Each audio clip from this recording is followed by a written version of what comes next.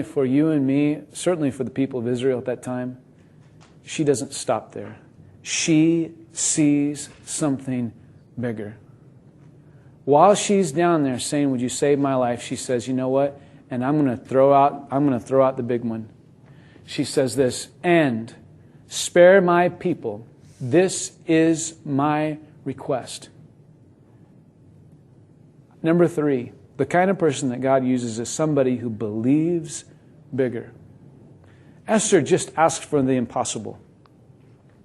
In Esther's day and time, if a king puts his stamp of approval on a law and it's passed out to horse and rider and they begin to spread it out throughout the countryside and the nation, it is never revoked.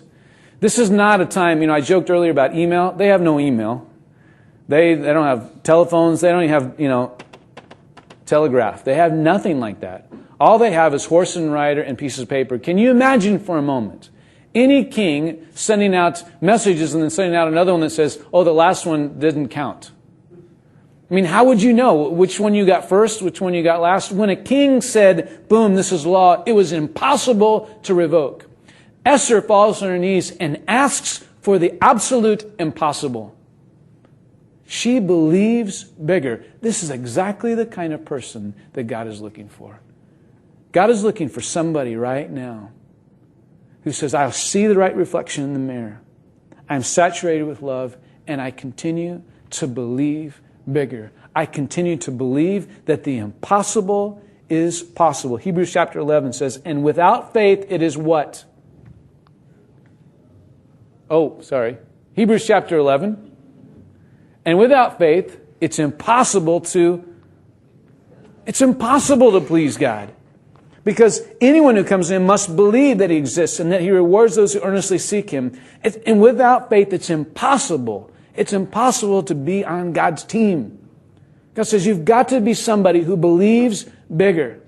That's who I'm looking for. Matthew chapter 17, Jesus says this, "I tell you the truth. If you have faith as small as a mustard seed, you can say to this mountain, 'Move from here to there,' and it will move. Nothing will be impossible for you." God says, this is the kind of person I'm looking for. Somebody who believes the impossible is possible. Somebody says, "You know what? I know everybody else says to give up.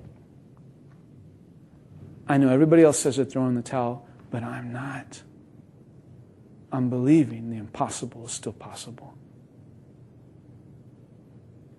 I'm believing that my generation is not too far gone.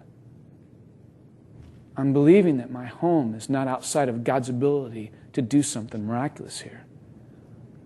I'm believing somehow that God can do something dramatic in my kids' schools.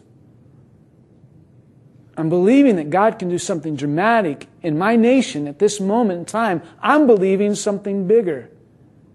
That's the kind of person that God uses.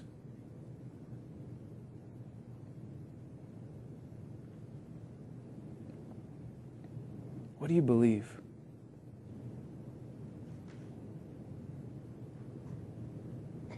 Are there things that you're hoping for, the kind of things that only God can do? Or have you given up on the bigger things? Are you only about the little kind of things that you can control? Are you still believing that God could do something bigger in you and through you? Because that's the kind of man or woman that God is looking for. A man or woman who says, "I still believe in the bigger." In Isaiah 64, it says, "Since ancient times, no one has heard, no ear has perceived, no eye has seen any God besides you who acts on behalf of those who wait for Him." Do you know that God is moving? God is moving. And the way He's moving, He's looking for one who sees themselves rightly, says, "I'm not worthless, I'm not insignificant, I'm not an accident. And I'm also not sufficient. I need God to do something in me and through me that I cannot do on my own."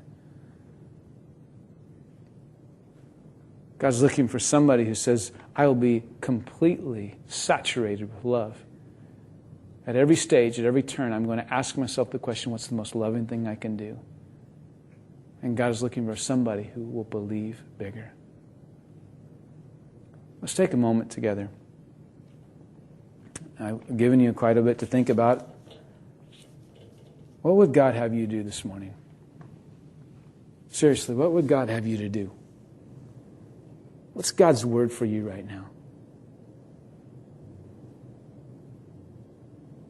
Just bow your head with me and close your eyes. I think Esther wrestled with this. I don't think it happened overnight for her. I don't think it happens overnight with you and me, but I think it's something that we have to wrestle with this morning. God is wanting to do something dramatic in and around us right now, but He's looking for one.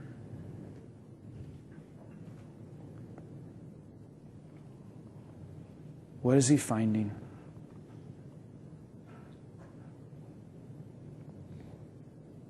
Maybe in this theater this morning you can respond to God by saying, God, I see maybe for the first time I'm not worthless, I'm not an accident. You sent your Son for me. I'm valuable to you. Maybe you can start all this thing off by just inviting Jesus into your life. Do that. You can just pray right here in this theater. You say, Jesus, come into my life.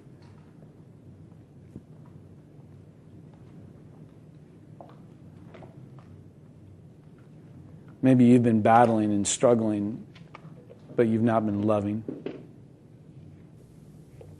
You've not been selfless. You've not lived any sort of sacrificial life, and you know God is calling you today to live love. Maybe use this moment just to ask God, God, help me to love. Help me to live a sacrificial, selfless kind of love.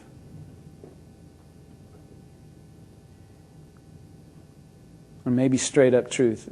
Maybe nobody else knows it around you. Maybe nobody knows it who sees you, but straight up truth between you and God, you have given up.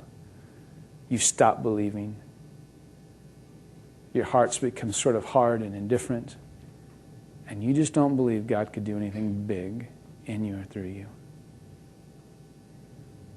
Maybe this morning you can just say, God, help me to believe again.